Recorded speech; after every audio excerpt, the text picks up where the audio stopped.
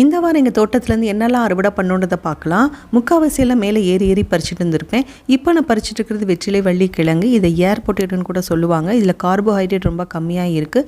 டயபெட்டிஸ்க்கு ரொம்ப நல்லது. இப்படி தாங்க இருக்கும் கிழங்கு. இதோட இலைகள் வந்து வெற்றிலை மாதிரி இருக்கனால வெற்றிலை வள்ளி கிழங்குன்னு சொல்லுவாங்க.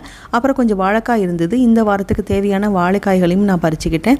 அப்புறம் கொஞ்சம் புளிச்ச கீரையும் கிடச்சிது, அதையும் பறிச்சாச்சு. இப்போ சீசனுக்கு அதுமா பார்த்தீங்கன்னா அரநெல்லிக்காய் செம்மையாக காய்ச்சி தொங்குதுங்க எங்கள் தோட்டத்தில். மேலே ஏறி எப்படியாவது பறிச்சாலும் மேலே ஏறிட்டேன். மேலே என்ன பார்த்தீங்கன்னா அழகாக கிரேப்ஸ் மாதிரி கொத்தாக இருக்குது. ஆசையாக இருந்தது பறிக்கிறதுக்கு. அதை வந்து பறித்து அதில் வந்து நம்ம வந்து உப்பு மிளகாப்பொடி போட்டு கொஞ்சம் நேரம் வச்சு அப்புறம் சாப்பிட்டா ரொம்ப டேஸ்ட்டாக இருக்கும். ஊறுகாய் பண்ணி சாப்பிட்லாம். குழந்தைங்களுக்கு ரொம்ப விருப்பமாக இருக்கும். அப்புறம் ஐந்தடுக்கு தோட்டத்தில் போய் பார்த்தேன். கொஞ்சம் பீர்க்கங்காய் மட்டும்தான் கிடச்சிது. பப்பாளி இல்லை, கொய்யாக்காய் இல்லை, எதுவும் கிடைக்கல. வெறும் பீர்க்கங்காய் மட்டும் தான் கிடச்சிது. அதனால் இந்த வாரத்துக்கு எங்களுக்கு என்னெல்லாம் கிடச்சிதுன்னா பீர்க்கங்காய், ஏர் பொட்டேட்டோ, வாழைக்காய், அரை நெல்லிக்காய், அப்புறம் புளிச்சக்கீரை.